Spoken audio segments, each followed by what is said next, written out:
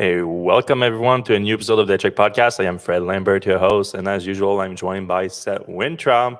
How are you doing today, Seth? I'm good. All right, let's jump right in. A lot of news this week. Well, the news in the EV community. We're going to start with Tesla. We're going to start with the same thing we did last week, which I know it's And kind next of week too. maybe next week too, depending on what we get our hands on. I know it might sound like smaller news, but I mean everything points to this being the most popular thing right now. Everyone is tracking the Tesla Cybertruck extremely closely. Arguably the biggest vehicle program of the year, new vehicle program launching this year. So yeah, we are keeping a close eye on it, and every new prototype that is spotted, new beta prototype, which much closer to the production version coming out, is an event really. So last week was the first time we spotted a beta prototype, and it was only from the back side of it though, and or in the side a little bit. This time we have a front view of a beta prototype for the first time. We still think it's a beta prototype based on well, the general quality of it looks a little bit sharper than what we've seen in previous prototypes. But the main thing is these new mirrors here that you see. So these triangular mirrors that now Elon has confirmed are going to be removable. They are the main indicator that this is a beta prototype. So the main thing, and this pictures come courtesy of Mr. Gregor Truck, Greg on Twitter. And yeah, the main thing is the front look of the vehicle here, and it's in broad daylight too, so we get a good view. There might be some distortion to this picture, to be fair. Like it's not it looks a bit weird to a degree. It looks a little shorter. Yeah, shorter, but again, it might be just picture distortion, like not as much ground clearance maybe, but again, the picture seems to be have taken from fairly close in a fairly high viewpoint, so that might change the look of it too. The main thing you're gonna see is that windshield is just massive, massive, massive, massive, and with that comes a massive windshield wiper, because Tesla seems to be sticking to a single windshield wiper. And obviously the most strange thing about this windshield wiper is that it's completely not hidden. Like its resting position appears to be on the side pillar, on the side of the windshield, rather than tucked underneath the hood, because the hood is flush with the windshield, which I would assume is something that is going to help with aerodynamic performance. But that giant, monstrous windshield wiper was on previous prototypes before, and not Tesla, but Elon specifically said that won't be the one in production. But now we have a beta prototype, and it's, as far as I can tell, the same, exact same windshield wiper as the one that we saw before. So, and of course, Elon has not made new comment on it, but I would assume for now we need to assume that that's probably what's going to make it to production. But yeah, the interesting part is the resting position clearly visible, and I have to assume here is because the connection between the hood and the windshield, as far as I can tell, is basically flush. Yeah, and it doesn't look good at all. Like, I wonder if that would be removable. Like, it's a sunny day, you just put it in the. Oh yeah, do you think the thing is going to have a frunk? From this angle, it kind of looks like it will. Yeah, I mean, if even just the fact that it's so flush like that, I mean, it's still possible, but it would be a short one. It would be a fairly short one. Yeah. And it has a front motor, obviously, so that takes up some space in the front. We know that Tesla's dual motors vehicle don't have as big as a front trunk. That's right. Yeah, and so yeah, go ahead. Also, the front is a little bit different, right? The angles on the front of the vehicle. Yeah, I mean, something that I noticed is like the space between the light bar. Like, I mean, it looks like Tesla is really sticking to those like unconventional headlights that are integrated into this continuous light bar from one side to the other. We've seen some automakers adopt like a full size light bar, but they still have regular headlights in between that on each side of that light bar. That's not the case anymore, as far as we can tell. And I think there's like a little bit more space between the light bar and where the hood starts. Might be just me. Then there's a second light bar at the bottom where I think those are the blinkers on each side, and then the fog lights. To me, it looks pretty good, but I'm really curious to see like when Tesla actually brings that truck to regulators, like what they're gonna say about it, because there's a lot of unconventional things there and there's a lot of weird laws or regulation in the automotive business that stops you from doing just simple things sometimes. So it would be interesting to like once it's gonna be a big day once that thing is clear from regulators. I think the small update to the bumper too, like which appears to have like some kind of grill and a lighting system underneath it. So I'm not sure what this is about. Yeah, probably for cooling the batteries and Yeah, the grill. most I wonder likely. I wonder how this thing is going to crash test as well, because stainless steel is quite a bit different than the steel that is used in most vehicles. Um, I think it's more rigid. It doesn't kind of bend back, like it has memory, or more memory than regular steel. I mean, I wonder if that's going to be a concern. I don't know how well the DeLorean was crash tested, but I Yeah, good wonder question. wonder Never how looked that's into going to that. go here. Yeah, we Yeah. should look into that if there's any wrecked DeLoreans out there. Hmm. See what happens with the steel. Also, like the repairability of the truck is going to be a big deal too. Like how, I mean, we now know at least that it looks like most of it is actual body panels, even though they call it an exoskeleton. It looks like you could probably remove them and repair them. But like that windshield, I mean, it's not. I assume it's not as bad as the Model X windshield too, which wasn't. I mean, was not cheap to replace, but not extremely expensive for a premium vehicle of that price range either. So, and this one is actually flat, like it's a straight windshield, so it's actually Yeah, should maybe it's be. cheap. Yeah, and we reported recently on Tesla like developing some new glass, some new type of glass that's more malleable for that windshield. So And something. going back to the wiper where we started, Hmm. Tesla does have some patents for like laser windshield wiper stuff. We're going Possible. there. Yep, I'm going there. Why not? Yeah, I mean, I would be shocked if that makes it to the Cybertruck, but where are the lasers? Like the hood is flush with the windshield. Like where Yeah, would you put the lasers? no idea. Maybe Yeah. inside. Who knows? And Um, I need a like a real live demonstration of that technology because before I can put my seal of approval on this. Because right. I mean, No. we've seen the pattern. The pattern is pretty straightforward. Like they're literally shooting lasers at a windshield.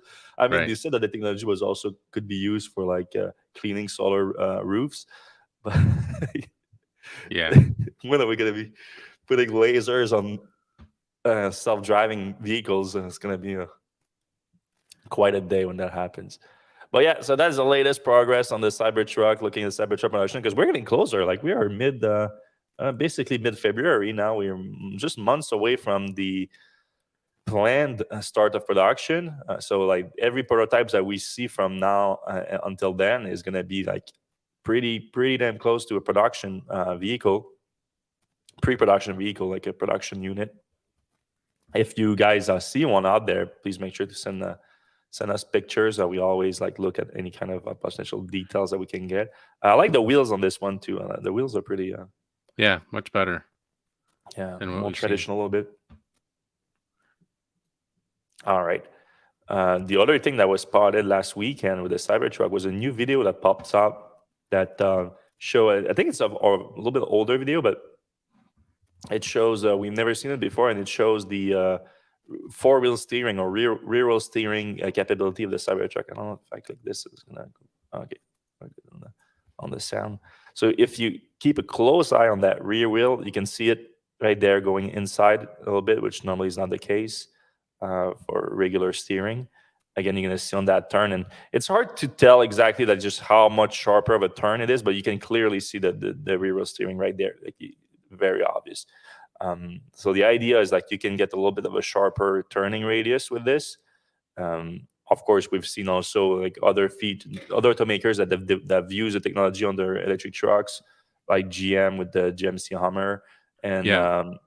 Rivian. Well, no, Rivian actually doesn't have rear steering, does it? It's just like No. it's just the torque thing they have. Yeah, they But have that. they have the tank turn with it. But obviously, like you could do that even easier with rear steering too.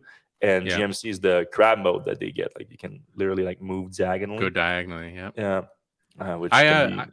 I got Yeah. to play with the Hummer and the all-wheel steering, and it is a total game changer for the turning radius, because Hmm. this is, the Hummer's like one of the biggest vehicles ever It's made, huge. Yeah.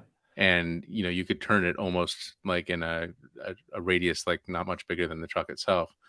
The crab mode, that's kind of a gimmick. Like you need to go diagonal, I guess, a few times in the world, and also you have to like punch a few buttons to get it to do that. Oh, It's okay. not something you would just, break out in the middle of regular driving. But for real, the four-wheel steering is pretty amazing. And Mercedes also has that on the Oh, that's right. EQS. Yeah, it's not just the trucks. Yep. There's no reason why you would make it just on a truck, but obviously it is a little bit more useful when you have a bigger vehicle, just for to get that tighter turning radius without making any change to the actual chassis of the truck. So yeah, this is the best look we get from it, and also you get to see those headlights here in action. Like looks like the fog lights and the light bar uh, produce some significant lights here. It's not Hmm. like you can see where while they are willing to forego the regular headlights for that, because it seems to work. Obviously, we would need to see it in action on a dark day then, but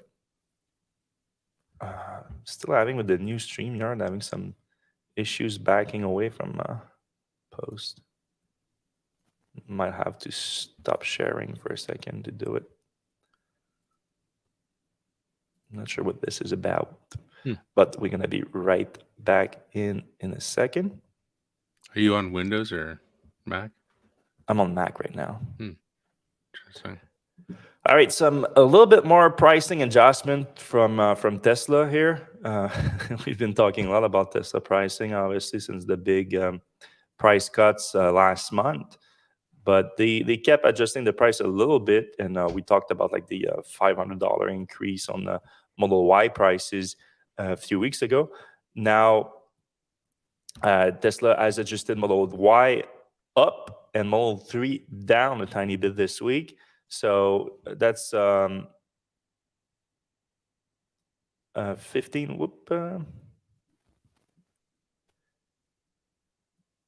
Yeah, $1,000 increase in the Model Y price, the base one. Well, the base one in the US, at least, the long range version, because well, not even the base one that you can configure in the US, because obviously you have the standard range with 4680 cell, but that's not configurable. But Tesla does have some in inventory if you want to buy that. Um, but yeah, that's so $1,000 increase, which adds up to a $1,500 increase since the big price drops. And of course, that was a $13,000 price adjustment on the model long range last time. So it adds up basically to 12,500 reduction versus the price last year before the tax credit. So you almost get a $20,000 difference now versus last year, other than December, because of course Tesla offered their own discount in December.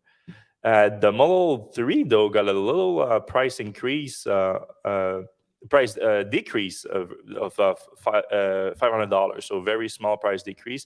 It now starts at 43,500. That's for the base version, so the standard range with rear-wheel drive. Long range version still not available to order. Of course, Tesla removed it last year, claiming that there were just too many orders for it, and they had to just temper it by removing the capability to order it again. However, now that we get closer to the Model 3 refresh, I think it has more to do with that than anything else. Right now, it's not worth reopening orders if they're about to shut down the production line for a bit and update it with what they call the Project Highland. But yeah, a little bit of a price adjustment from Tesla this week. Yeah, and we are wondering if that's a price drop ahead of the upgrade that we've seen a few times. The Model 3s with the front and back covered. Yeah.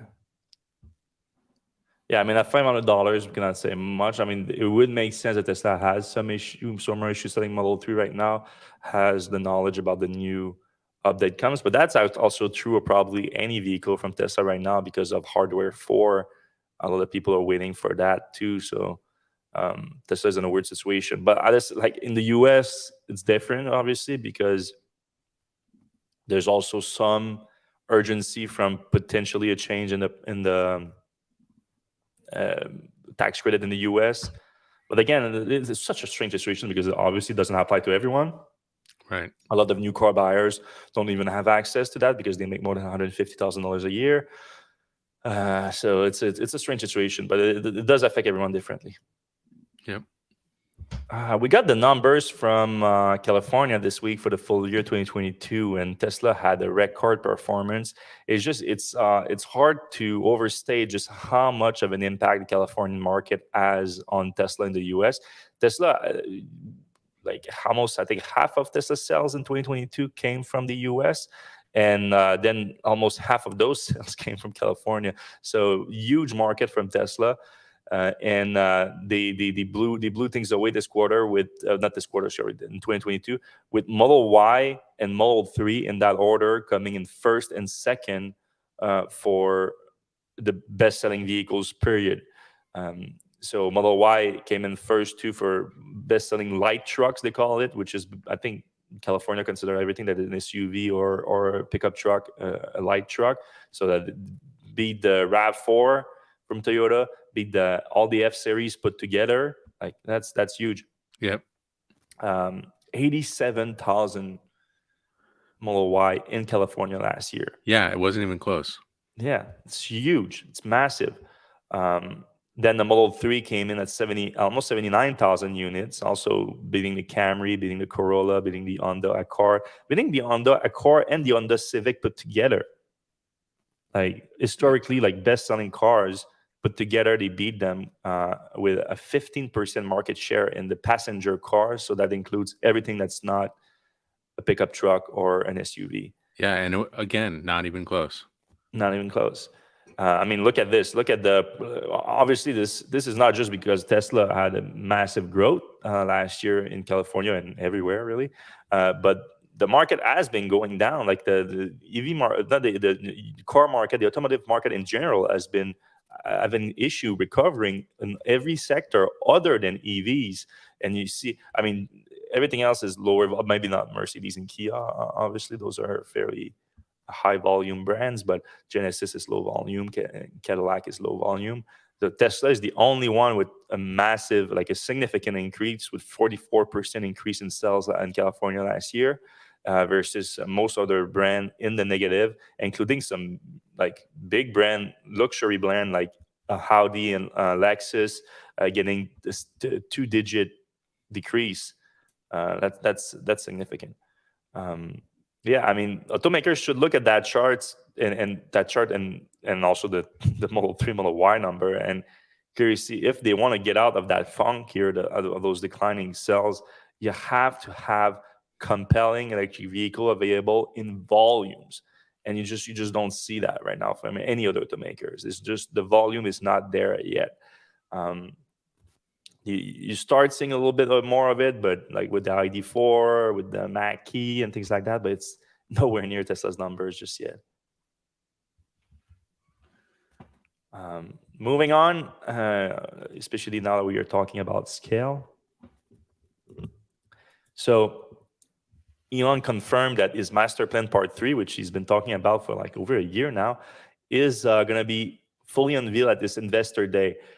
So far, the main thing that's been attached to Investor Day has been the new vehicle platform thing. That's probably going to be the main show. But other than that, the event has been like unclear, like what's an Investor Day. Like Tesla has had the AI Day has been pretty clear, the battery day. But the Investor Day sounds a lot like the shareholders annual meeting, which is generally in the summer. But now Tesla March 1st has this new thing called Investor Day they've been talking about for a few months. And Elon now linked it to the master plan part 3. So it clarified basically what the event's going to be about, because we know what the master plan part 3 is going to be about. It's going to be about scale. It's going to be how Tesla achieve this scale of 20 million vehicles per year by the end of the decade, 2030.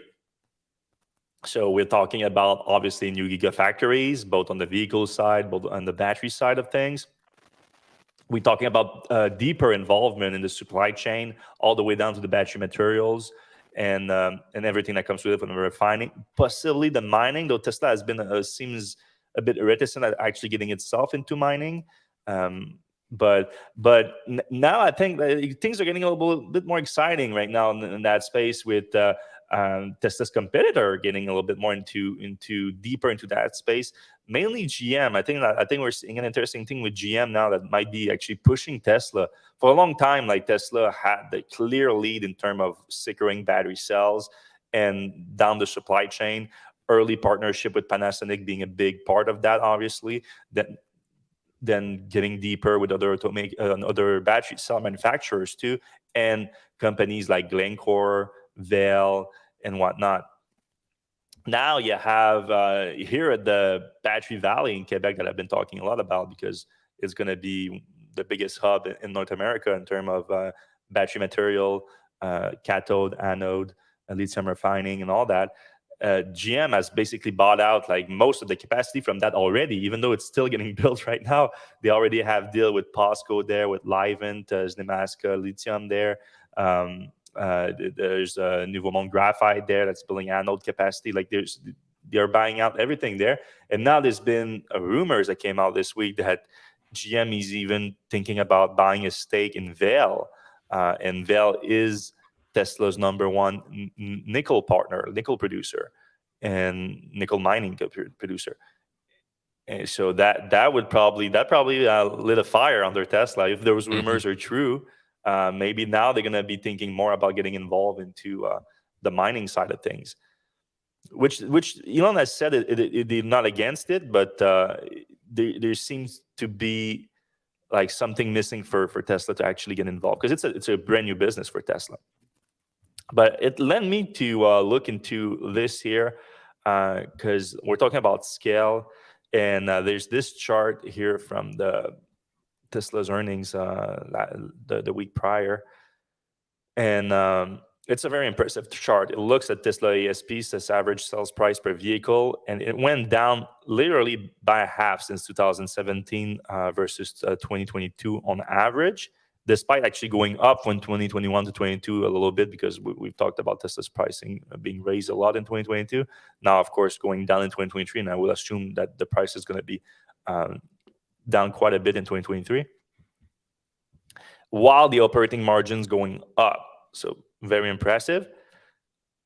But now, looking into the future, Tesla might have to almost replicate that again over maybe not 5 years, but pretty close to 5 years, and in the 5 to 10 years for sure. And it's hard to imagine Tesla going down now from an average of it looks like 57,000 ASP, cutting that in half, so between 25 and 30,000 ASP. That would be extremely hard to do. But when you look at the numbers, and that's what I did there, is that it's basically inevitable that they're going to have to do that to get to 20 million units a year, because 20 million units a year is huge. It's like 20% of the auto industry that they want to home. It's massive. So as you go down, you need to go down market for that, because Tesla right now is at a capacity of around 2 million units with 4 models. I think they have the opportunity to go up to about 3 million units with those 4 models, though they're going to have to introduce like lower price version of those models, especially the Model Y.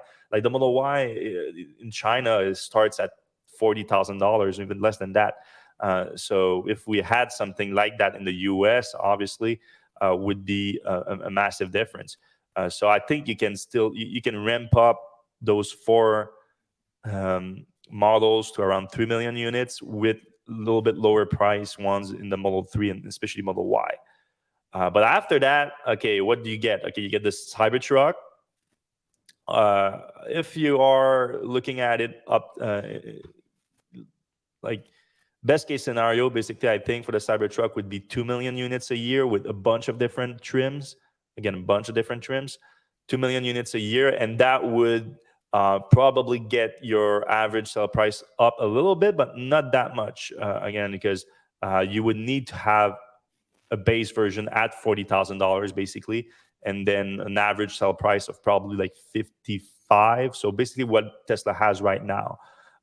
So to get 2 million again, I know that there's going to be a 70,000, 80,000 version of the Cybertruck, but I think that at 2 million volume a year, those are not the most popular trims. That's just obvious looking at current pickup truck prices. Historic pickup truck prices, because 2022, 2021 was pretty insane for pickup truck prices. I don't think that's sustainable long term. So yeah, then you're now at 5 million units a year. How do you get from that to 15 million units a year? And all the other models, obviously, we don't even know about exactly from Tesla. I think you have to go down market with it, and a lot down market. So you're going to have to bring that ASP down significantly to get that 15 million extra units. And I think that's what the Investor Day is going to be about. It's going to be about the Tesla third generation platform, which is going to be cheaper, more manufacturability to achieve scale, and to offer probably a plurality of new models at different price range. So I think you can get something like just a little bit like a smaller than the Model 3, maybe with an hatchback, and maybe something more like a Bolt EV size thing that's closer to $25,000, maybe like $30,000 around that range, and that can achieve, I think, a lot of scale. But then you can probably have a compact vehicle too that's closer to the 25, like no more than $25,000 range, and that's probably where Tesla's going to get a lot of its volume, like several millions. I think would make sense, and that will bring you closer to 20 million. But it's still hard to imagine that 15 million. Like, how do you fill up that 15 million units extra a year? People have mentioned the Tesla Semi, like the Roadster. What about those ones? Like, those are going to be like fairly low volume compared to everything else we'll talk about. It's going to be like a drop in the bucket of that 15 million bucket units. What do you think, Seth? You have any input on that? You kind of just basically multiply everything by 10. You sell 1.3 million cars this year, and you want to sell 20 million in a few years. You got to multiply your Model Y and Model 3 by 10x, and then throw in the the model, whatever, the Bolt sized Tesla that may or may not have a steering wheel, and may or may not have may not drive itself. That theoretically could count for a lot of vehicles, but I don't know. Cybertruck is going up against Ford F-150. They sell millions of those, so maybe Tesla thinks it's going to capture a lot of that. Well, I did put space. 2 million in Cybertruck in my estimate. That's a lot. Yeah, that is a lot. I don't know. It seems daunting to multiply 10x, even though they've doubled almost every year. Not doubled, but pretty close to doubling. And when you double every year, you only have to do that a few times to get to big numbers. So they definitely can do it. I just don't know if everybody else is just going to let it happen, or maybe they get their their electric vehicle programs up to speed and don't let Tesla take all that market share. Who knows? Yeah, that's going to be interesting to see. But that's all the Investor Day is going to be about. I think that's going to be the focus on, like, what can Tesla achieve with that third generation platform, which obviously is going to involve most likely the 4680 cells with structural battery pack and a larger casting capability, all put together for, again, easier manufacturability and lower cost. That's going to be the big thing. But then we'll see if Tesla, like, what can they do with that now? All right, moving on from the vehicles, but still staying with Tesla. They started sending out their payments for the virtual power plant in California and other markets too. But obviously the California one is the bigger one. And you get some interesting payouts there with actually the highest one I saw when I wrote this article was $575, but someone else reached out today saying that they got $700. Wow. So that's a lot. couldn't confirm how many Powerwalls they have, though I would assume might be more than this person. We had 3. And people are like freaking out. Yeah, you need to have 3 Powerwalls. Like most installation these days are more than 1 Powerwall. It's like you have a few single Powerwall installation, but most houses have more than 1 because it just makes sense. Like personally, you see here in the back, I have no, here, yeah, I have 2 of them. I think you have 2 or like you have 4 total, but 2 house, Yeah. two per house. So yeah, I would assume that most houses are like 2 or 3 actually, rather than just 1. But yeah, $575, and that's for so Tesla originally launched the virtual power plant in 2021, but that was without compensation. That was just like a test run. The actual virtual power plant in California with compensation started in the summer of 2022. So that's just half a year. Obviously, I think the summer is the biggest consumption Yeah. in California because of AC and whatnot. But still, for a full year, you could see something closer to like a lot of people getting $500 to maybe $1,000. Because most of the payouts I've seen are in the $300s and $400. But yeah, one guy got 700, so that's pretty good. And so Tesla said it's for California emergency load reduction, but it's basically they have events. And in the case of this person that got $575, that was 10 events over 26 hours total, for delivering 297 kilowatt hours to the grid. So that's a pretty good payout per kilowatt hour here. You get almost like $2 per kilowatt hour. That's It's a lot. huge. I mean, I pay 9 cents per kilowatt hour here. So if I could get those kind of pricing, I would make good money. But yeah, so I think this is going to be the future because they're going to have a big impact. Like if you can remove $500 to $1,000 off your cost of your Powerwall installation over a year. Again, if you combine with solar, it's even a bigger deal. Most of the time, it is combined with solar. Like over 8 years, you get between $4,000 and $8,000 when you combine that to time of use savings that you can get. Powerwall can pay itself in just a few years. It's nice. Yeah, and I don't know if you saw, but the guy, the Redditor, was like, "Hey, you posted my post on Reddit. I read Electrek all the time." So he, linked to his YouTube channel where he's got a bunch of Yeah, we have the stuff link on his Powerwall stuff. right there. Yeah, I wonder if Tesla Marcus. would do leasing programs for people in high, like in California where there's like really high demand charges, just because they know people would be there. It would almost make sense for people who can get like $1,000 per year, just give them free power walls and just have them sit in their house. And, if they can get $1,000 per year, maybe not free, but like very inexpensive power walls, because, Tesla could just reap that money and that energy, and people there wowould probably not even notice. I guess it's kind Yeah, of I what mean, Green it's Mountain similar Power to does. what your electricity does in Vermont, and I think Yeah. also Tesla's virtual power plant in Australia also has that. They have a program where it makes the most sense. They basically give the people power walls, and they just hone part of the capacity. So part of the capacity is for the homeowner to do backup power, time of use, time of use savings, and then the other part is for that electric utility to use at will when they need to. So there's so many things you can do with that. Like these distributed energy assets are such a game changer, and it's such a small part of the market right now. That's why, like, for years, a lot of people, even myself, I was like, like when Elon says that their energy business is going to be as big as the automotive business or not, and still today, when you look at the revenue breakdown between Tesla's automotive and energy business, it's hard to imagine.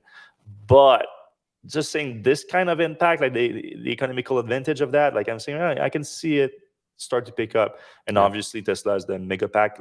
Like I think you're gonna see Tesla building like power, like the mega factory they have for the mega packs.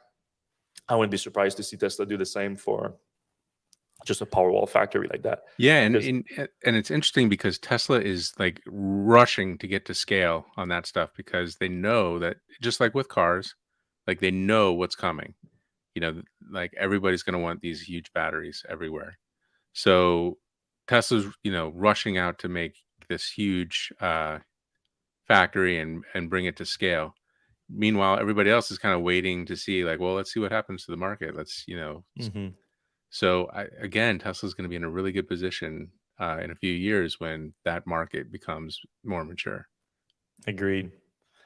All right, we have a few non-Tesla news items I want to get into in the next few minutes. But before that, I just want to remind you that we are live on all platforms right now. So if you guys have any questions for us, either about the subject that we are discussing today, I already discussed or about to, you see in the show notes right now, you can ask us a question in the comment section right now. Or if you just have other subjects about the EV space or the energy space that you want to discuss with us live, you can do so too in the comment section on Facebook or YouTube, or even LinkedIn too. Yeah, we get the comments from LinkedIn too. All right, the eSprinter 2024 has been fully unveiled, and it met our expectations. So the original eSprinter, the electric version of Mercedes-Benz popular van, was released in 2019, but we were less than impressed, to say the least, with basically like just over 100 kilometers of range on it. It just wasn't it wasn't really practical, other than maybe for like some delivery or city option, like some city delivery services and things like that, maybe that makes sense. But other than that, like, it was just, we didn't see a lot of use cases for it. But last year we did see them testing a new version of the eSprinter with a much longer range. It seems to be around 500 kilometers, about 300 miles. So this week, Mercedes unveiled the official 2024 eSprinter and confirmed that it comes with 3 battery pack options: 56 kilowatt hour, 81 kilowatt hour, and 113 kilowatt hours. So the last two are new, 81 and 113. And yeah, the 113 should give you close to 300 miles of range. Depending again on maybe the EPA is going to be a little bit lower than that, probably a little bit lower than that, but still, it's a big upgrade that makes it actually usable for a lot more use cases, including maybe a little van life, a little like camper version would be nice. Oh Um, man, we've been jonesing for one of those. Yeah, I mean, there's a lot of things you can do with it. Like, because you can also get the just the bed version of it, and you can build anything on the back, or you can get the enclosed van version. There's a lot of things you can do with it. Um, 2 electric motors option, 100 and 150 kilowatt peak output, so nothing too crazy, but you don't really need that for a van anyway.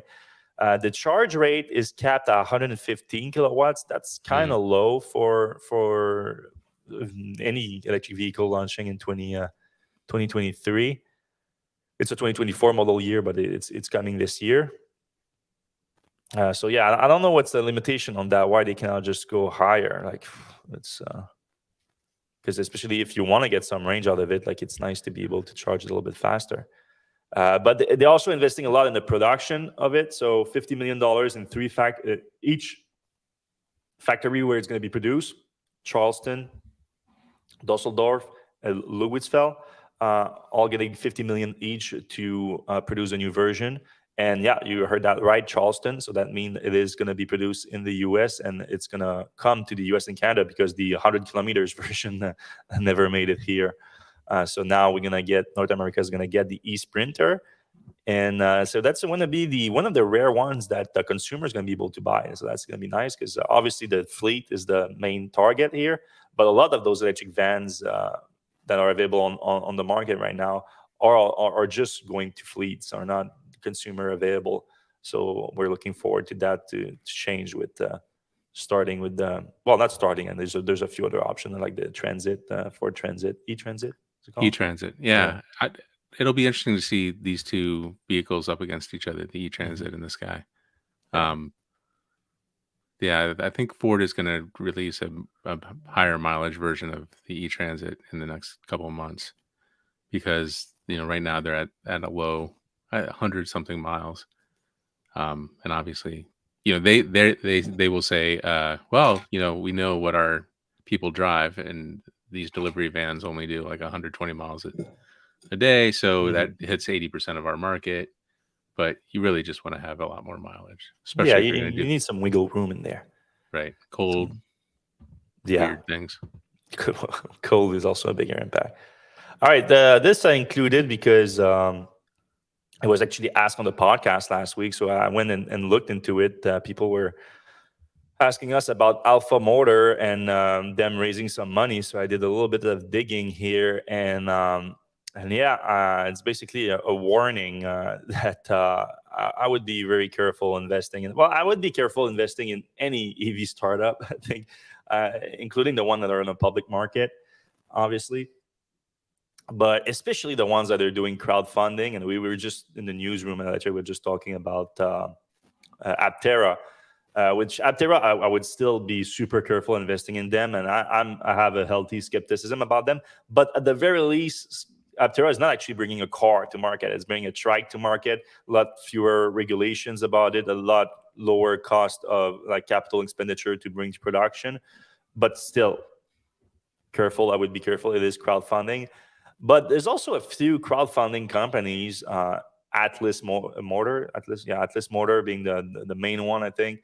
But then the Sono also did it. Lightyear, I guess, was also crowdfunding a little bit. Yeah. And now Alpha Motor is the latest one, but Alpha Motor is the one that I put the biggest asterisk next to, the biggest as the most red flag. So we first reported on them because they had a good media push, and a lot of media reported on it when they released those renders of this truck here, the Wolf, the electric Wolf pickup truck, because a lot look good. It does look very good. Like some retro style to it, but sleek, modern features also. Giant oversized wheel, obviously that's standard on all concept, but it looked pretty good. And the media just bought it up because they said 275 miles of range at $36,000 price tag. So like, hey, this is incredible. But then when we first reported on it, we had a lot of skepticism because I looked into their filings, and I couldn't find any serious team behind it. Only people that had their name attached to the companies were like copywriters that were writing those press releases about them, and especially press releases about from Neuro. You remember Neuron EV that was also like look extremely shady. So now that again, why we're reporting on them now is because they launched a new crowdfunding effort that we were asked about on the podcast last week. They're trying to raise up to $5 million at $125 million valuation. So I went ahead and looked at the new filings for it and see what they have for $125 million. Did they have anything more than we saw last time, which was basically nothing? And yeah, it's pretty close to nothing. It's next to nothing, really, for $125 million. And they already raised $700,000 from 299 small investors. So sorry for those people. But yeah. That's over $1,000 each. That's close to $2,000 each average. It's crazy. Yeah. It's a decent amount of money. So looking at it now, they sort of clarified. So the last time, the only people that could see in the filing was Kevin Lee. Couldn't see the actual like CEO of the company, but it was actually another guy that was listed as the chairman of the company. That all the experience I could link to was like a barista in like car shows. Not like Wow. that was the link to the auto industry basically. But now they say that Edward Lee is the CEO of the company and chairman and founder of the company, and he does has an automotive background as a designer, though, as an exterior designer. So he has about close to 2 decades in the industry as a car designer. That's it. I couldn't find anyone in the company with any kind of engineering background. Kevin Lee in the filing is listed as the chief of research and development in charge of R&D at Alpha. So you would think, okay, that's the guy with the engineering background. And his profile on the crowdfunding effort is a bit shady because it mentioned he has over 17 years of experience leading the development process of vehicle from concept to production stage, which includes a successful Tesla Model 3. So that catch investor high. Oh, they have the guy that brought the Model 3 to market from development to from concept to production. Like that's how it sounds. So I looked into this Kevin Lee guy, thinking, all right, it's gonna be like what, like everyone. I mean, I know who the Model 3 program managers were from the entire history of the Model 3, so I know it's not him. But maybe he's like, oh, the guy under one of those program manager. I don't know. Turns out he's a modeler. he does what? like CAD modeling, like So he's the one who created the $125 million design. Yeah, well, I mean, not just the design. Like he can actually like basically build like those like pusher prototypes, basically. Like, not an actual like working prototype, but a pusher prototype. He's a modeler. He's a designer. Like he graduated from the Art Center College of Design, just like the CEO Edward Lee. So everyone has more to do with design and engineering on anything. I couldn't see anyone with an actual engineering background. I know that they have an advisor like Rodak, like that was like the guy that opened up Tesla in Europe and everything. But he's an advisor. He's not working in the companies directly. So best case scenario, this is kind of like a Karma Fisker kind of situation.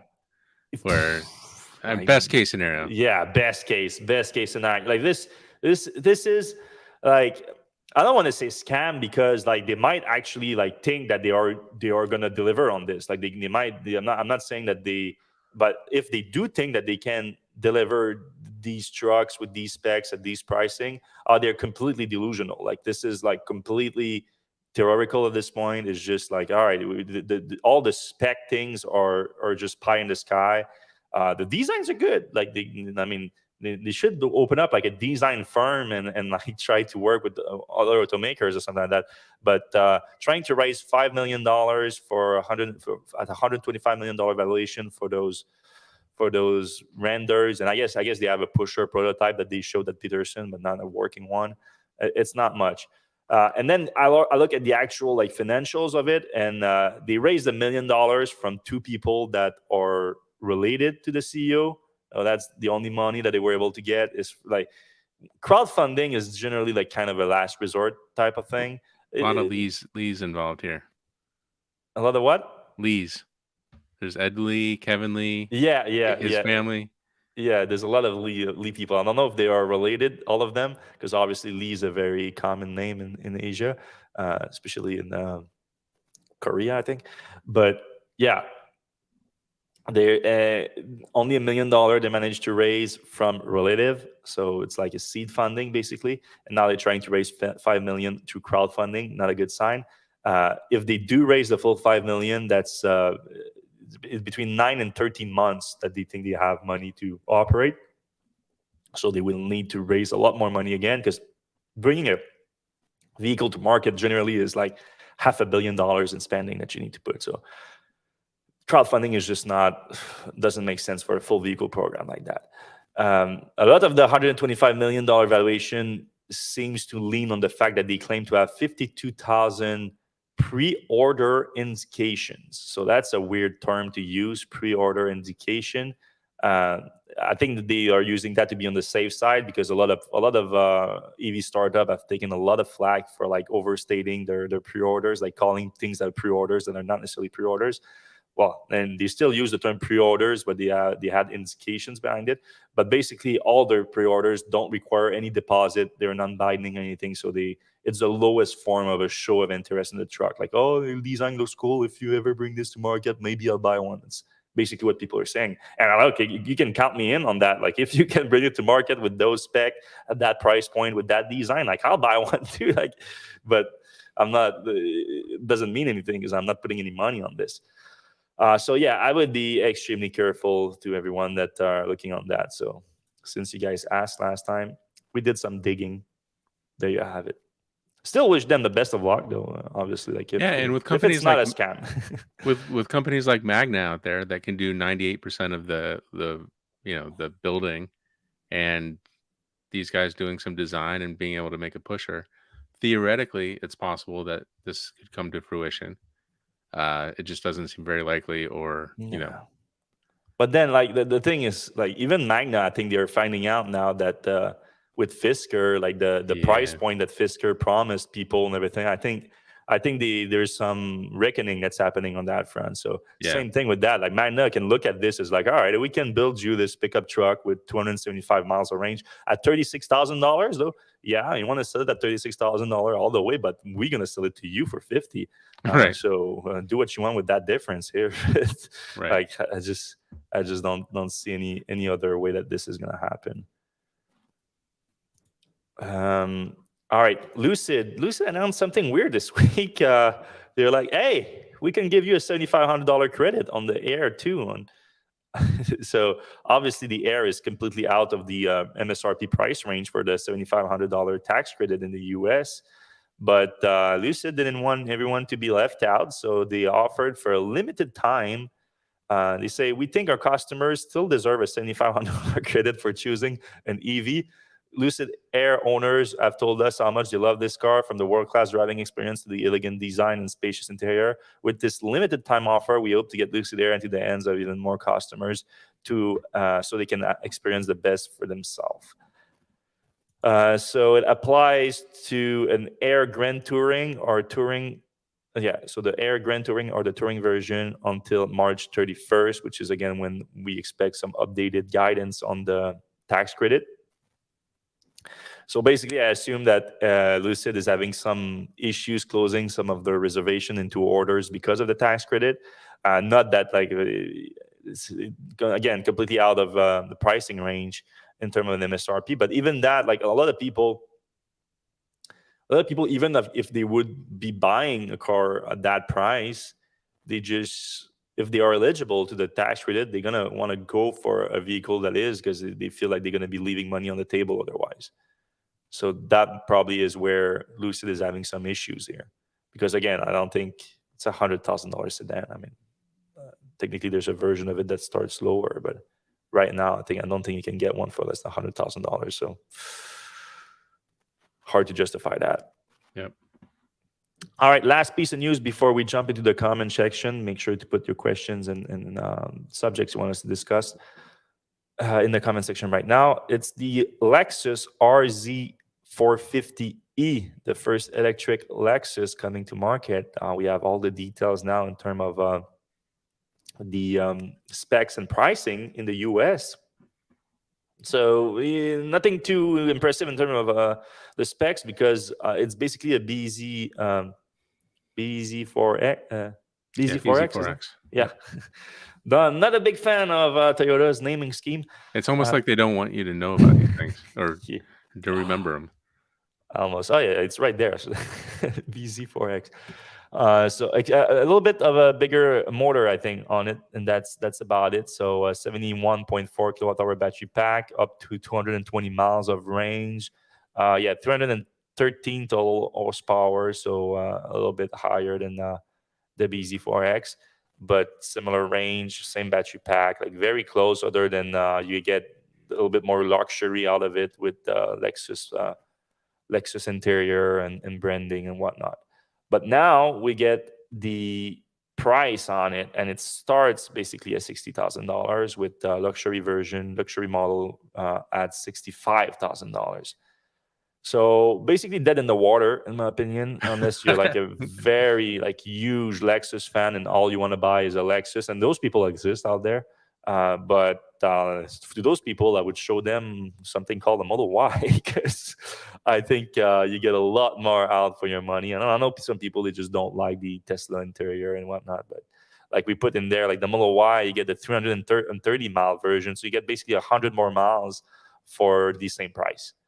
Yeah, or you could get like a Mercedes EQB, which is like 55,000 starting price, third row, like better range. 220 miles is pretty. Do you get better range though? Yeah, it's 240, I think, or something. Yeah, that EQB is actually pretty nice. I drove that around Germany a little bit. Drives really nice. Doesn't have acceleration, like a Tesla, but third row, Mercedes, 55,000, pretty good. Mm-hmm. Oh yeah, they're not. There's no lack of other option than Lexus RZ 450e. And I know people are like, you guys are always hammering on Toyota, and of course Lexus is Toyota, but tomorrow morning they unveil like a nicely spec, nicely priced, high volume EV, and I'm back on board. I'm back on the Toyota train. Like, but it's just they keep being down on all electric battery electric vehicles, and the very little effort that we see from them is dumb things like that. So I will say the new Prius actually looks pretty cool. yeah, but it's And a plug-in. it's got double the electric only range, which is nice. So like if you're gonna buy a Toyota Prius Prime, maybe, yeah, whatever they're calling it. Yeah, if you're not ready to go completely electric, yeah, it's a decent option. All right, let's jump into the comments section. All right. Commenter Dan Oberstay, hopefully I'm pronouncing that right. Is this Cybertruck photo the driver's head looks close to the roof, indication that the photo isn't distorted as bad as you might think? Yeah, I mean, if it was distorted, I wouldn't say it was badly distorted, but yeah, you're right. It looks like the angle is fairly high. It's not from like a driver's position. It looks like maybe the person was actually outside their car and standing, like maybe a 6 foot tall person standing taking a picture. But that will distort a little bit the height of it. Yeah, and the front end looks curved. We talked about that a little bit. A little bit more curved than the other prototypes, but that might just be the angle as well. Question: how much do you think Tesla is investing in retooling for the Cybertruck? Will they invest in that retooling gradually to ensure demand is as expected? What are your thoughts? Why retooling? Is it not just tooling if it's your first time you're building a production line? Yeah, and so I guess they're asking like how much Tesla is spending to build the production line. That's a good question. I mean, we did have the total capital expenditure for the year, the guidance for the total expenditure. I'm blinking for some reason. I want to say like 7 or 8 billions, something like that. But that includes everything. So obviously Tesla is still investing in other things in Gigafactory Texas that has nothing to do with Cybertruck. Same thing in Berlin. Same thing in Shanghai to a degree, because the project is going to be maybe a little bit of a ramp up in Shanghai, and then the new factories in 2023. There's going to be a lot of spending on new factories too. So it's hard to tell how much it's going to be, but our understanding is Tesla is bringing down the cost of capital expenditure per car per production capacity. So it might be not as crazy as you might think for something like that. But at the same time, there's some new technology in there too. So could be, I don't know, half a billion, a billion. They're getting better at making cars, which is, it's kind of scary. All right, Daniel DeYoung, question: they have 1.5 million in deposits, but it's not a big commitment. I think they have more than that. They have I think 1.5 million reservation with deposit, with $100 deposit. Yeah. Right. So 150 million in deposits, but it's not a big commitment. How damaging is it to Tesla if it turns out it's a dud? Would they make another truck still? I mean, what is a dud exactly? Like everything right now points to an home run to me, at least. Like for everyone that says like, oh, the design looks ugly as hell, and oh, I'm not gonna buy it. Like, how many people are not gonna buy the truck because of the windshield wiper? Like what percentage of those 1.5 million people that put a deposit in was like, that windshield wiper is a deal breaker for me? I don't know what it is, but I would assume it's fewer than like 5-10%. So like there's going to be a lot of misstep that Tesla needs to make in order to make this a dud. I think right now most things point to an home run from Tesla, I think. Yeah, I'm not as optimistic. I still think the design is niche, even though they have 1.5 million reservations. I don't know that it'll go mainstream, but I've been wrong about Tesla going mainstream before, so we'll see. All right, moving on. Dave Canada question: will the new Cybertruck configuration details become available on Investor Day? If not, then which month of 2023 will customers be able to configure Cybertruck orders? Yeah, I mean, that's a good question. First of March might be a little bit early for that. Just historically for Tesla. If you look at like the Model Y rollout, was the most recent one. Tesla has like just slowly open up configuration for some people, like very slowly. Even though it would make a ton of sense for them to just like release the details and just look at the demand, like people actually configuring things and like look at the demand for the different version of it, because from what we know so far is look like they already had that with the first unveiling. They knew exactly like what percentage. I think most people were going for like the dual motor version. Then after that was a tri-motor version. I think the tri-motor and the dual motor were actually very close in popularity, and then the single motor was the least popular one. But as you get closer to production, I think it would make sense for Tesla to ask a little bit more money from people, like to put $1,000 instead of $100, like to put like $900 more to confirm an order and to update the specs and the configurations, so that you get more serious people. Now, like the 1.5 million is going to go down for sure, but to gauge the seriousness of people with different configuration, and that will help with production, I think. So the sooner the better, but just historically from Tesla, I think we're more looking at maybe end of April, May, maybe even June. Yeah. And also that price sticker shock is going to be not 39,000. We'll see how much they cost. Daniel DeYoung, I'm 7,000th in line for Cybertruck. I don't know if that's, the number. I don't even know how you know that, Daniel. Yeah. Hoping for a gradual rollout, a few months maybe. Want to see reviews and make sure that there's not a rash of people throwing steel balls at the windows. Yeah. You mean like random people throwing balls at other people's car? Yeah. I don't think that's going to be happening. No. Ron King says they had Investor Day in 2018 and 2019. No different. Well, better than what GM and Ford had in the last year. I don't know that they did. Did they have Investor Day? I was following Tesla pretty closely in those years. Yeah, I would have remembered that. I think you're confusing them with the shareholders' annual meeting. Right. All right. David W., I live in Minnesota, and electric vehicles are not being sold at any level. 0.3% of vehicles. Well, yeah, it's certainly lower than California everywhere. But the reason that we cover California so closely is because A, it's half of the U.S. market, and B, it's kind of ahead of the curve. So just like your clothing, just like, how houses look, things happen in California first and kind of work their way, happen on the coast first and work their way inland. So that's why we don't cover Minnesota as closely as California. Also just such a smaller market. Yeah, it's much smaller. Just in volume. So this is, I think we were talking about this in the Slack room. Have you seen the article about Elon Musk meeting with White House aides to discuss climate goals? Do you think this could result in the expedited development of Tesla fast charging? And I can't click on the link from here, but yeah, I don't know if that's a new meeting, because I think last week we reported on that too. Like they met. I think yeah, I was thinking this is the Reuters report. Yeah, it probably is just a rewrite of the Reuters report from today. Reuters report from today was like, I think Reuters just stumbled upon this and they're like, oh, this is new to them because they don't follow this closely at all. And I've been very disappointed with Reuters' coverage of Tesla in the last few years. I think it's gone downhill a lot. But yeah, I mean, we've been reporting on that for years, that Tesla needs to open the supercharger network. Not for years, but like since the IRA, basically.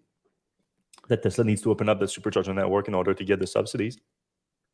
And it looks like they're waiting for like a new guidance from the DOT in order to make that happen. All right. We have, speaking of shareholder day, I don't know if you remember a couple years ago, a genius got on stage and said, I'm a genius. I'm going to level 3 genius. Level 3 genius. This guy, Joseph Kovacs, I don't know if you meant this seriously. I have solutions for Cybertruck wiper and many more problems for Semi and Roadster. Please send to Elon or Franz. You know how many of those I get a week? Like I get like at least five of those a week. People sending me emails like thinking that I'm like super close to Elon and Tesla, and like, oh, I have this new battery, I have this new whatever that's gonna save Tesla. Like, please send it to Elon. I'm like, nah, I'm good. Sly's here. Hey there. Hey. See you in Quebec next time. All right. Question. A lot of the volume will be sales in China of the $25,000 car. When is the CCP going to allow the Shanghai expansion as that small car will take other Chinese car sales. Is that really the problem right now? Is that really the Yeah. CCP blocking that $25,000 car from Tesla? I don't think so. That's a conspiracy theory. Yeah, I don't think that CCP is the problem with that right now. I think Tesla just need to make it happen. All right. Is Tesla giving up big competitive advantage with the imminent opening of the supercharger network? I have a CCS adapter and I would not get a non-Tesla EV based on the fast charging experience. It's a good question. I mean, Tesla may not open it. They kind of seemed like they switched direction for the North American market when they announced the North American You think that? charging standard. Well, if they're trying to push the standard, why would they put CCS on their? I think they dipped their toes in it. I think they dipped their toes and like, let's see if we can make this happen. Where if we can get people on board, then it would be another solution to that requirement for the subsidies. But if no one bid on it, other than maybe like Aptera, but like is it well, Aptera got me a lot confused because then they were like, okay, they were the first one to get on board, but then they said like no DC on the car. There's gonna be no DC charging. So like, what? Then why would you? But then they changed back. But the fact that they changed didn't back to CCS. But the fact that they did in the first place, let me think that they might not have like the greatest discussion with Tesla about it. Like maybe they thought like maybe they thought, we will raise our hand first, and then Tesla will get on board with us, and then maybe that will help, like it's going to be a win-win for us and Tesla. And then Tesla was like, actually, we need an actual car manufacturer to get on board to actually get the requirement checked off. I don't know what happened there, but the fact that they went back and forth with it, like, let me think that Aptera might not be the best solution for that. Yeah. So yeah, I think they more like they tried it. They were like, let's give it a shot for fun, and maybe it works, maybe it doesn't work. But the only thing that Tesla's announced is that like other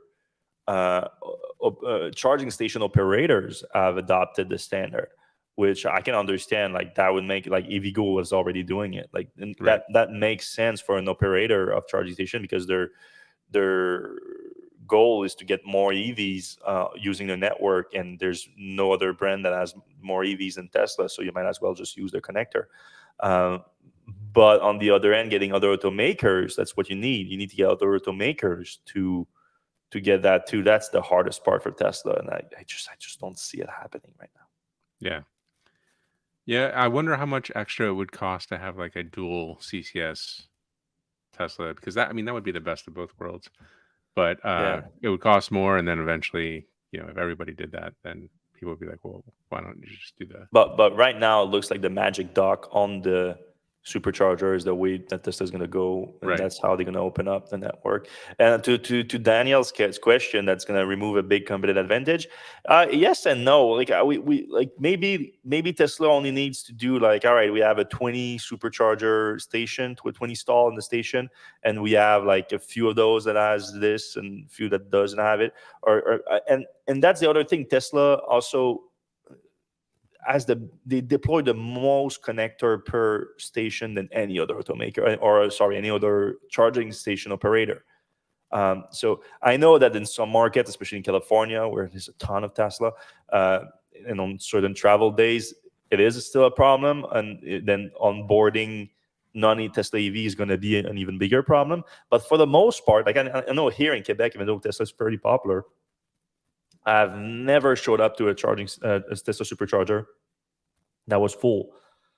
And I would assume that Tesla's going to use that extra money for the government to just deploy more of them, more stalls per station. Right, and they can actually make a profit on other vehicle manufacturers charging. Exactly. There. Yeah, I think and it kind of fits with their thing is propelling electric vehicle adoption. The mission, it's the mission. Also, it's just time that it's time that any EV owner should be able to go to any charging station, not think about it. Like it's that's obviously the future that we should be aiming for. We talked about Tesla Cybertruck timelines. Yeah. Mike Parker looking at getting a Tesla Model 3 as somebody who has grown up in northern climes, wondering why they only have rear-wheel drive or all-wheel drive options.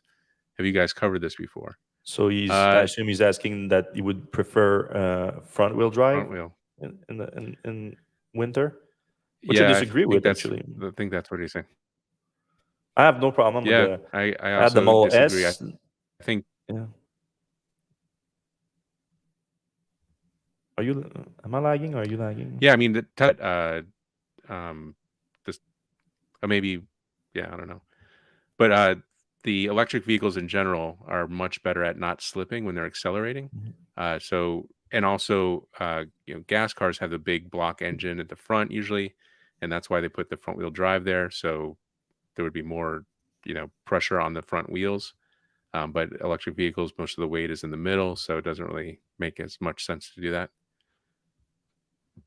Yeah, and Moving on. if slipping and like traction in the winter is your big concern, then you're gonna want to go all-wheel drive anyway. So Yeah, and winter tires make a bigger difference than anything else anyway. that's true too.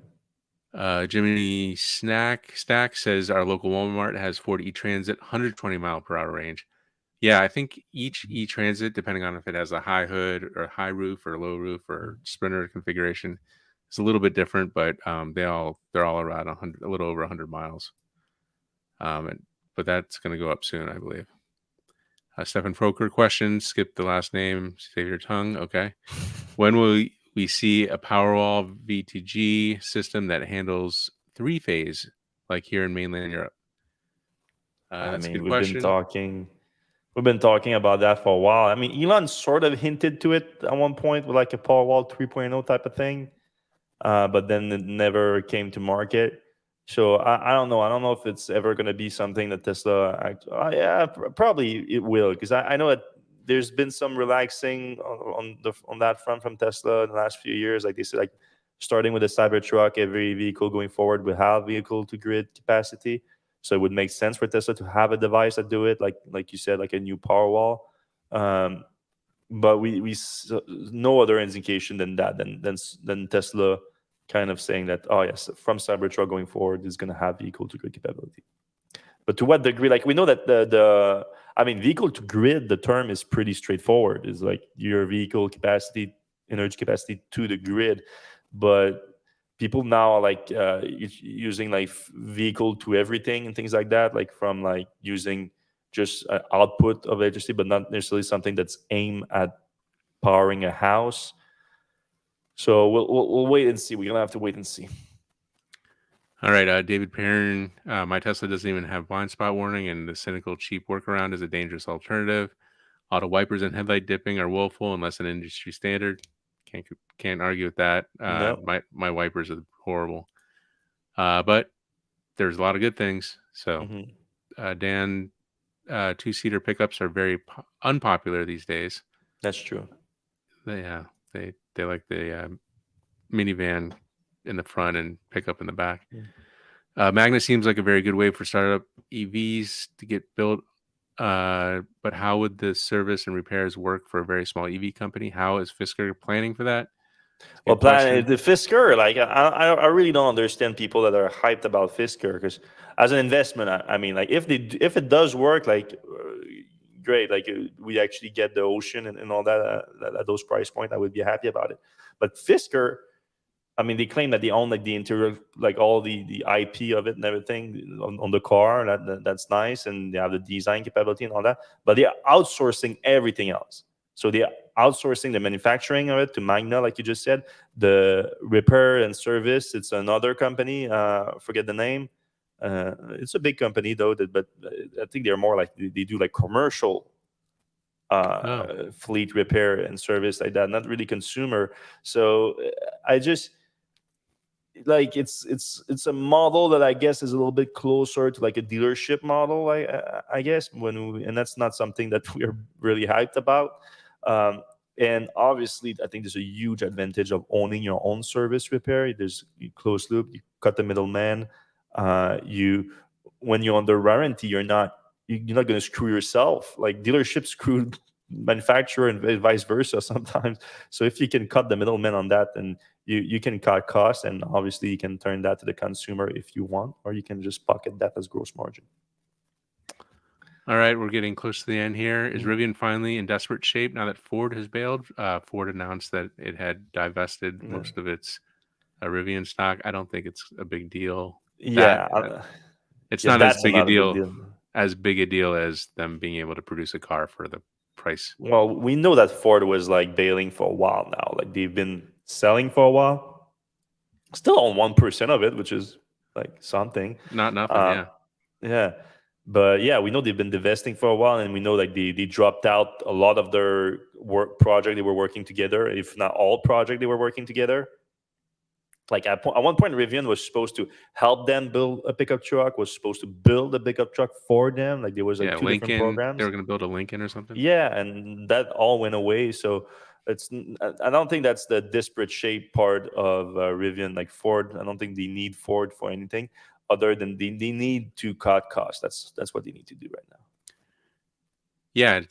It's also interesting that the deal with Mercedes, Rivian doesn't seem to be good at coming through with, because Rivian had a thing with Mercedes for a little bit, and then they decided no, we're not going to do that.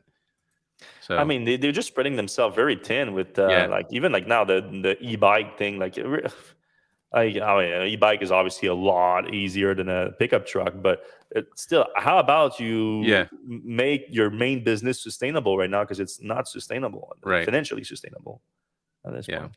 And I think maybe that's part of the reason why they aren't talking about the e-bike right now. Hmm. Stefan back question: is there any hold in the rumor that Lexus RZ will come with Chatamo? I think never. Uh, Yeah. all of Toyota's fast charging, the RAV4 whatever, or CCS. So I would say Yeah. no. Maybe in Japan, where Chatamo is still big, but Mm. don't think so. Would Tesla build anything more than a battery factory in Quebec, Ontario? Would they go as far as a whole full-size gigafactory? What do you They think? certainly could. Like they're gonna need a lot of them, a lot of vehicle assembly factories within the next by the end of the decade. So Quebec, Ontario could be a place for that. But yeah, battery factory I think would make the most sense at the moment, at least. Um, yeah, a battery factory just because we have everything here in Canada for all the supply chain is there already. We just need to start producing cells. I mean, and there's some like there, no, like there's a LFP place in just outside Montreal that's been bought out by another company. Mm, So there's some low volume stuff, but yeah, and we needed like giant company. I think LG would make the most sense since they're working with GM and then GM is buying all the capacity yeah. in Battery Valley. It would make sense for LG GM Ultium to come and build the cells there. All right, a few more. Andrew McDonald question: will Tesla Investor Day hurt or help Tesla investors? Well, my 2 cents is that they're going to probably make a really good pitch of why Tesla Hmm. is going to be, the biggest, baddest company in the world in a few years. So I think they're going to make a good pitch for investors. What do you think? Yeah, I mean, so a lot of these things nowadays, unless there's some clear announcement, and I think there could be some clear announcements, but maybe they're gonna get burned before, like the Mexico factory. I would think that the timing would make sense to announce that there. Maybe something in Canada too. There could be some big announcement there that would make a difference. Like so that if you're talking about like hurting or helping investor, I think it's talking about the stock price. So those things could help, but those things could also probably get leaked before. So it might be one of those situations that like buy the announcement, like sell the news. But for the most part, like you said, it's going to be a pitch on how Tesla is going to scale with those things, and that all relies on the credibility of the people making that pitch, like just how credible it is. And I know that Elon has lost a lot of credibility lately too. So yeah, I don't think it's going to be that big of a deal, other than if there are specific announcements that are only for that investor day. But like I said, I think the bigger announcement might get leaked, or like we might get some inkling of it beforehand, and that will boost the price before the day itself, the investor day itself. All right, one of a few more left. Question: the new standard range Model Y with the new 4680 batteries, do you think they are software locked on range and will unlock more range after they are proven? Maybe a little bit, like in terms of like just efficiency, but not software lock in the sense that Tesla is like limiting a lot of capacity and for like pricing reasons or anything like that, like they used to in the past. Yeah. It's more like they are being careful and they might unlock some capacity in the future. It's more like that. I agree. And that's a guess, because the 4680 are new cells, and so it might be just for like safety reasons or whatever. But it's not like, oh, it's actually like a 80 kilowatt hour pack and they're limiting it to 60. I don't think it's that. All right, two more comments. Not sure if you're seeing this over there, but in Ireland, Nissan marketing is doing a Toyota on EVs. So it is now officially called a Toyota. New Nissan Qashqai e-Power delivers unplugged EV-like driving solution for eco-minded drivers. So those are the Nissans that are electric motor powered, but they don't have batteries. They're just big generators. Mhm. So the gas engine just generates electricity to drive the electric wheels, which seems crazy to me, but that's something that they're doing, I guess. Yeah. And then Sylvian, GM has broken ground in Bécancour for their anode factory. Yeah, is that GM though? I think, yeah, I know that. I don't remember which one it is. Is it Posco, I think, or something like that? I don't think it's officially GM though. But yeah, the GM has bought the capacity already. I think that's more. So Optimus can serve drinks on Investor Day. That Yeah, we sounds like haven't something heard they a would lot do. about Optimus since the unveiling. That was kind of Yeah. nothing too great. Like, yeah, I mean, if that thing is walking now, the actual like real prototype, like not the first one that they brought that was like bad looking, if it would make sense probably to have it do a little bit of a show, because Yeah. last time it felt too early for it. What All was right. the last one? All the questions. Yeah, I And think cheers that's it. from the Netherlands to Royal. All right, well, that's it for us this week, everyone. I appreciate every single one of you watching right now. If you do enjoy the show, please drop us a quick like and a subscribe. That helps a lot. If you're listening on your podcast app, if you can stop by your Apple podcast app and give us a 5-star review, that helps tremendously. Same thing for Spotify, wherever you're watching right now. That helps the show a ton, and we appreciate every single one of them. And we're going to see you same time, same place next week.